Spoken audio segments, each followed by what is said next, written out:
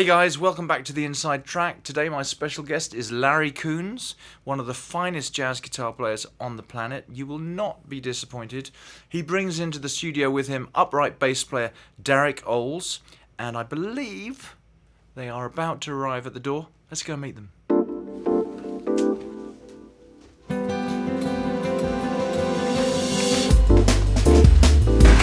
Guys! Hi. How are you, Larry? Chris, how are you? Come on through, Good man. to see you. It's been a while. What's with Derek? I'm Derek. Just Derek. Get my. Derek Oleszkiewicz. Oh yeah. Hey there. Hey guys. Hello. How are you? Good. Another Heard all brutal about Southern California day. I'll get to drink a bit of wine, talk a bit of guitar. Larry has Yes. a birthday today. Are you serious? Right. Today's your birthday? I just give him a bottle of wine right there. You know, I've always wanted to spend my. You my almost birthday drank it all with now. Standring. Well, your dream is being fulfilled. Yes. Cool. So what do you got down there? That's a Polytone Mega Brute. Nice. Yeah, it probably sounds huge too, doesn't it? It does. It actually sounds really great. That's a DI? That's a big deal. Okay. Oh, that's like a... Matches the bass. Oh my... Well, it's not. I've never seen one of these. Yeah, it's one of the. That is incredible. What's the first song you're going to play, Larry? It's a song from the American Songbook by the bass player Bob Haggard, entitled "What's New," but we're recasting it. It's originally performed as a ballad, and that's the benefit of playing in an instrumental fashion. You can kind of tweak it a little bit. So we're playing it in fast 6.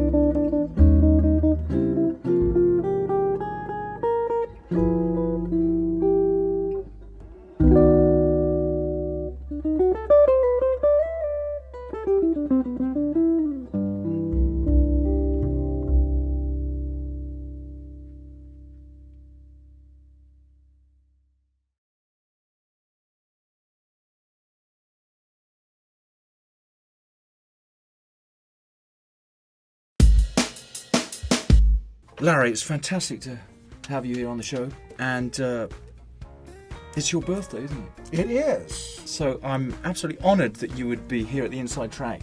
So cheers, happy birthday to you. Great to see you. Cheers, Chris. Thanks for having me. Really a pleasure. One thing I've noticed the few times I've seen you play is you seem to have this knack for getting into this Zen state when you play. And you sort of close your eyes and you're able to just avoid all these distractions. That is a very hard thing to do.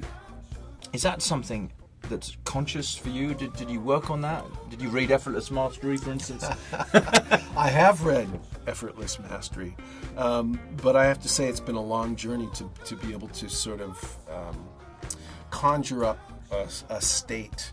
And conjuring, you have to be careful with words because I don't feel like I conjure up a state. Yeah. It's been a long journey to sort of be able to just be present and play something and feel it in the moment and let go of worries about whether I'm going to make a mistake or whether people are going to like what I play. All of that, whether the promoter wants to have you back. I mean, there's all that stuff that There you you just go. want to get my it out God, of the way. I know you've So that's why I raised this question because there's so much that can go wrong when you attack the guitar on stage. Absolutely. So it's Yeah. So has it been a process for you? I mean, is it something that you did to get there, or just it's a great question, Chris, and I think it's at the crux of and at the very center of what we do as musicians. We want to find that place that's genuine, that's real. Yeah. And there's so many variables in life that can sort of take you away from that center point, and still do with me. But I have to say, it's my practice. In a way, is a bit of a meditation. I'm planting a seed every morning, and there's certain things that I do in the morning. You do things, When I pick up the guitar, it almost feels like it just takes me there. Yeah. But that's been a long pursuit. It's not something that I always Hasn't come had. easy. Yeah.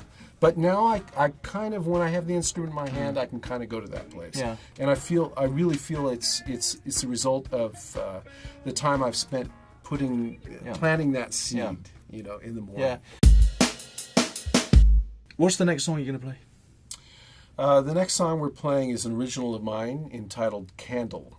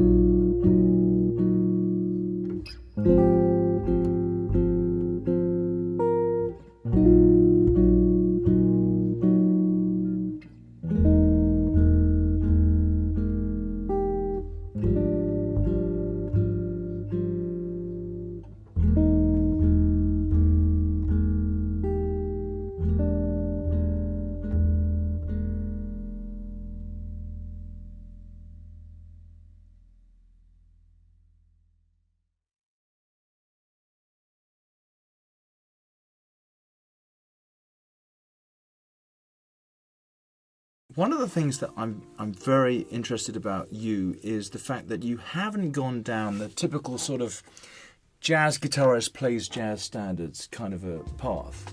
Yeah. You've definitely gone for very artistic experimental projects. Has that been a conscious thing for you? Wow, you've done your homework. That's great, Chris. I love this because I don't think it's conscious. Yeah, it happened. I think it just happens, and I don't see myself re-recording, for the most part, stuff that's already been recorded in a pristine way. I feel the same. I feel the same. You know what I mean? Yeah. My heroes have already done it, and Yeah. I love standards. Yeah. I love the American songbook, and I feel like it's very easy to inhabit those Yeah. things and find yourself.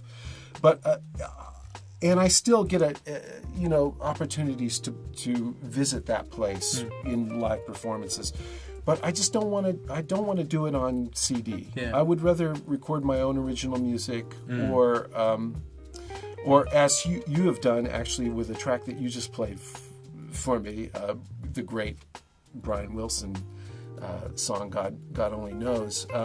Re-envision it in some way. I feel like unless you can put a spin on it, I don't see the point. Right. Yeah. Right. Billy Childs did this recently with Laura Nyro. Did he? Yeah. I'd like to hear that. And Laura Nero's music, of course, is so personal. Yeah. It's kind of like Joni in a way. Yeah. It's kind of like Joni Mitchell in that it really tells stories and it comes from something that is profoundly hers. But he really re-envisions it. I mean, it's not like the original at all, and it has Billy all over it. Yeah. Although he's honoring that compositional direction. So I just don't. I have to be honest with you. When I put on typical jazz guitar CDs, and it's just standard after standard, there's very few of those CDs that really capture me. Yeah. Outside of some earlier Wes Montgomery Yeah. or Jim Hall Yeah. versions of those things. Yeah.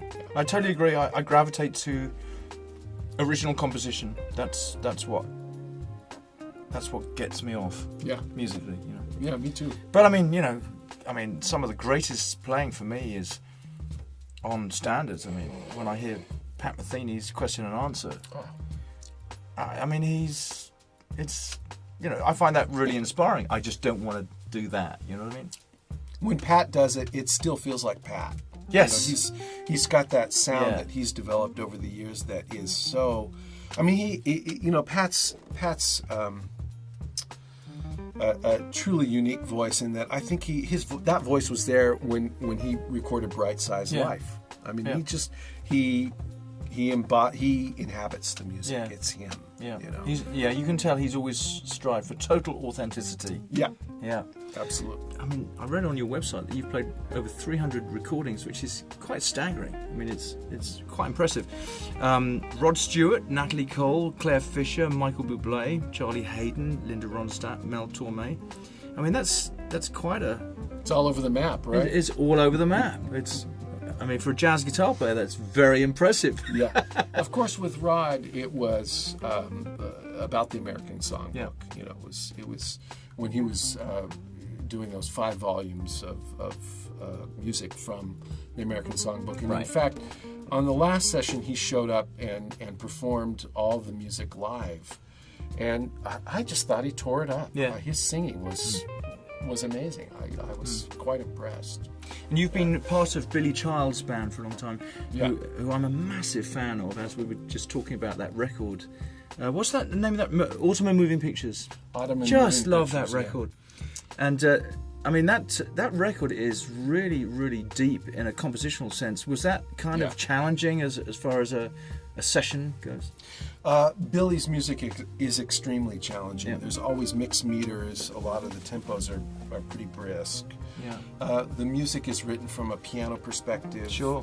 Billy likes wide intervals, you know. Yeah. So technically, it's been a challenge from the get-go. I mean, it's been a real struggle. Presumably everything's written out for you. You know, it's sort of like 20th century classical music. Right. That's real specific with improvisation. So there are improvisational sections, but they're far and few between. You know, it's Yeah. mainly about You get 8 bars here Billy's and there. writing. Right, there you go. Yeah, I know. And we got one more song. Yeah, the last song that we're performing is by Darek, our bass player today, and it's entitled Snow Globe.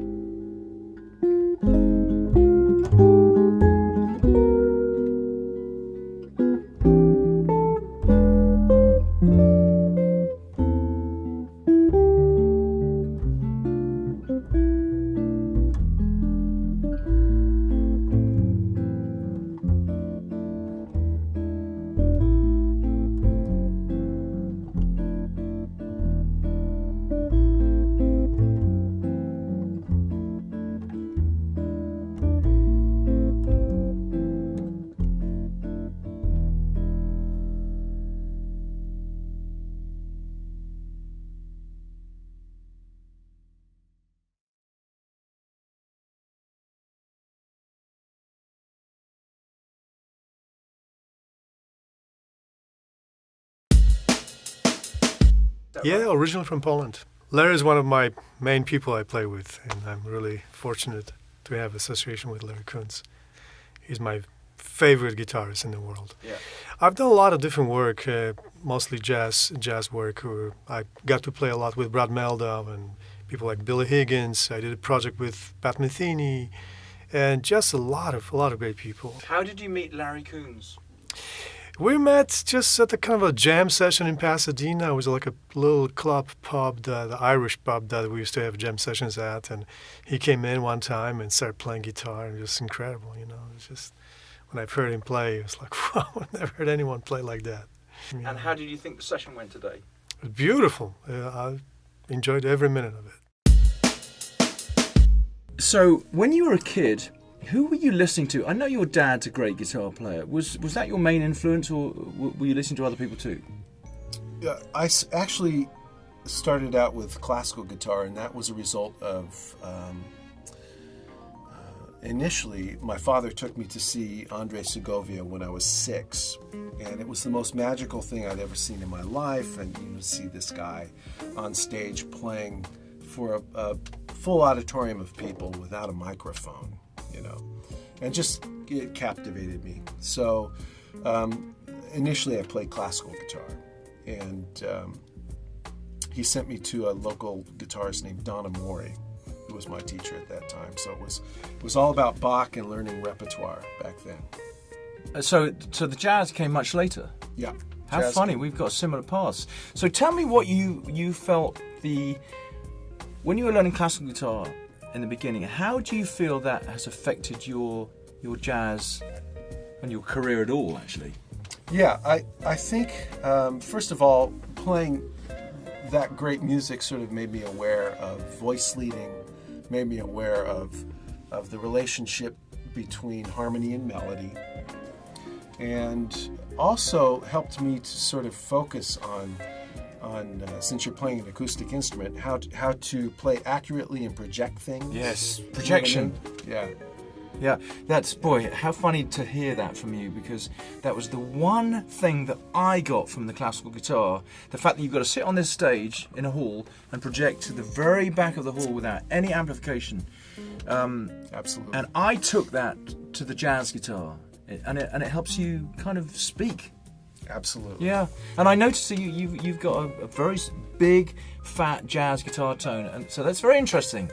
I read on your website something that got my attention, so I'm going to read it to you. It says, having gone through so much personal pain and self-criticism on my own journey as an improvising musician, I've developed ways of seeing things in a more healthy and balanced way. What on earth did you mean by that? Yeah, I would say throughout the years when I was in my 20s and 30s that I was a miserable human being. Were you really? Yeah, just having a huge love-hate. So we are going to get into some therapy after all. Absolutely. Maybe we won't go entirely the direction we talked about earlier, but yeah, I remember, you know, spending time in a bathtub filled with hot water and with a bottle of whiskey, you know, thinking, why am I doing this? And how old Because were you it's so then? painful. How far into your career were you? The worst part of it was probably my early 30s. Huh. Because I felt like I hadn't done anything substantial. Right. And I loved it. I loved it, but I hated it too. You weren't where you wanted to be. I wasn't where I wanted to be, and it wasn't just external. Internally, I was not connected Yep. in a way that I wanted Yep. to be. You know, I felt like a phony. You know, I Wow, felt like I interesting. was not genuine. I felt like where my music was coming from was not a very profound and deep place. Were you playing music that you like for other people that you felt like wasn't authentic? You know, actually, when I played music with, you know, it's interesting, I played with Darek. He was one of the first people I played with that I kind of felt like when I was playing with him, it was like better living through chemistry. All of a sudden, I was able to sort of access deeper parts of myself. Interesting. So you hadn't met the right guys yet, maybe. Maybe that's it. And also, I wasn't visiting my center with great frequency. Yeah. I was too concerned about external things, and my practice was not very deep. You know, not to say that I live in that place right now, but I'm closer to it. Yeah. Yeah. What's coming up for you? I'm going to New Zealand in a week. I'm Nice. playing with an old friend that I've done quite a few recordings with, Tom Warrington, Right. great bass player. I've actually been to New Zealand. This will be my 9th time. And I've toured there quite a bit with Tom and with the great drummer Joe LaBarbera that was the last Yes. drummer with Bill Evans. Beautiful. And tell me a little bit about this guitar instructional thing that you were talking to me about. Oh yeah, I'm involved in online video website with an excellent guitarist named Tavi Gennaro. He's an amazing classical guitarist, and he's been working on developing this website for quite a long time, and already has a classical track that's available. And he's invited me to sort of develop the jazz track, sort of thinking about how can I convey some of the concepts that I use in improvisation, in finding how to perform specific scales and how to make it accessible for beginners versus intermediate students versus advanced students. Of course, I've been thinking about this stuff for 25 years teaching at Cal Arts. I'm thinking about how can I elegantly express these ideas, which are basically about sound, because it's very difficult to couch some of this stuff in language, as you know. You do this too. To really take a concept and try to articulate it. articulate Yeah. it, because it is ultimately sound. Yeah. And at this point I've developed. It's interesting. You talk about this comment I made about how I perceived myself and having to learn in a healthy way. A lot of that has been about finding backdoor methods of learning things, more creative ways, more in keeping with the ear and the senses and in intuition as opposed to the intellect, because the intellect can only take you so far. That's right. So I've tried to incorporate that as much as possible, this notion that a beginner can actually take a concept and go with it and produce art from the very beginning. I think that that's the case. Yeah. You start to play the guitar, there are specific things you can say about it, but after you've said those specific things, you have to be able to think a little outside the box. And I think rhythm has a lot to do with it. The ability to sort of take a tool and feel free with the rhythmic aspect, then you own it in a different way. Yeah. So anyway, these concepts are present on this site, which is going to be my portion of this track, the jazz track. Yes. Is going to be launched in either September or October at the latest. And what's the website address? The web address is eliteguitarist.com. EliteGuitarist.com. Elite. Fantastic. Yeah. Listen, Larry, it's been so great to have you here. I honestly think that you are one of the great guitar players living on this planet. I'm very glad that we could do this, so thanks for coming. You're very kind, Chris. Thank you. Well, there we are. Another edition of the Inside Track comes to a close. Thank you so much, Larry Koonse. Thank you to Derek Oles and Minor Vineyards for that fantastic bottle of Chardonnay. We will see you again right here for the next edition of the Inside Track. Stay close.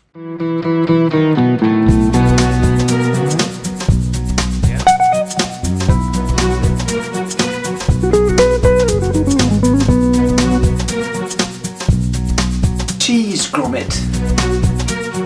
Not even some Wensleydale.